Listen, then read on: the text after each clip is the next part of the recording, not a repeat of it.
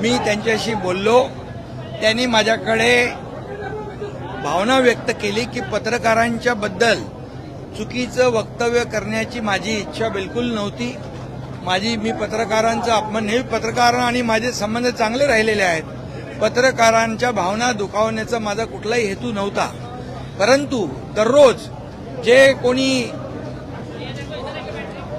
काय त्यांना म्हणतात, अरे जे रोज त्यांच्या विरोधामध्ये बोलतात, रोज त्यांच्या बद्दल अपशब्द काढतात, तोडून टाका, मारून टाका, तोडवून टाका, घरात घुसा आणि अतिशय खालच्या दर्जाच्या, नीच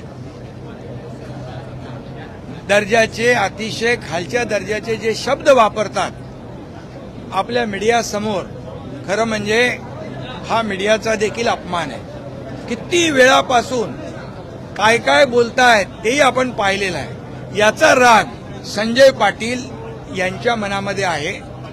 त्या पत्रकारांच्या बाबतीमध्ये त्यांच्या मनामध्ये कुठलाही राग नाही आणि पत्रकारांच्या बाबतीमध्ये अशा प्रकारचं वक्तव्य कधी आम्ही कोणी लोकप्रतिनिधींनी करूही नये. आणि त्यामुळे मी त्यांना सांगितलेलं आहे की आपल्याकडून काही शब्द गेले असतील पत्रकारांचे अपमानजनक, तर आपण पत्रकारांशी बोलून दिलगिरी व्यक्त करू.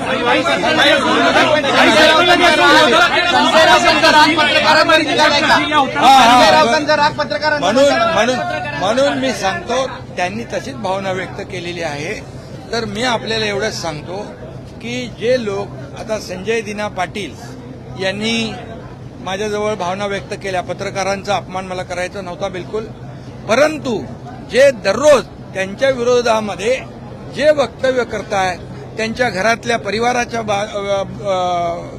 परिवाराच्या बाबतीमध्ये वक्तव्य करतायत, हे अतिशय निंदनीय आहे. हे आता कुठली पातळी आहे? किती दिवस तुम्ही बघताय? अगदी 2022 पासून आपण काय भाषा, काय लोक वापरतायत? म्हणजे ही काय लोकशाहीमध्ये एक महाराष्ट्राची संस्कृती आहे का? ही महाराष्ट्राची परंपरा आहे का? अशा प्रकारे आई बहिणींचा उद्धार करणं, आई बहिणीवरून शिव्या देणं, हे किती, आणि पत्रकारांच्या समोर, आणि दोन कटही म्हणायचं. अरे काय हे काय, म्हणजे कुठल्या थराला जाऊन तुम्ही ह्या महाराष्ट्रामधली संस्कृती अगदी रसातळाला पोहोचवलेली आहे. याचा राग संजय पाटील यांच्या मनामध्ये आहे. मी पुन्हा एकदा सांगतो, संजय पाटलांनी माझ्याकडे भावना व्यक्त केल्यात, कुठल्याही पत्रकारांचा अपमान मला करायचा नाही.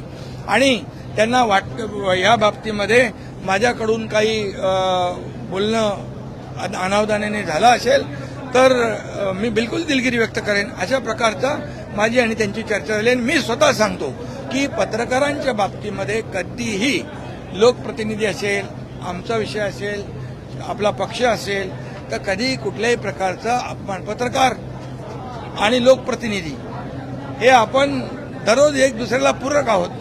त्यामुळे मी आपल्याला सांगतो, अशा प्रकारची भावना आमच्या कुठल्याही माणसाची नाही.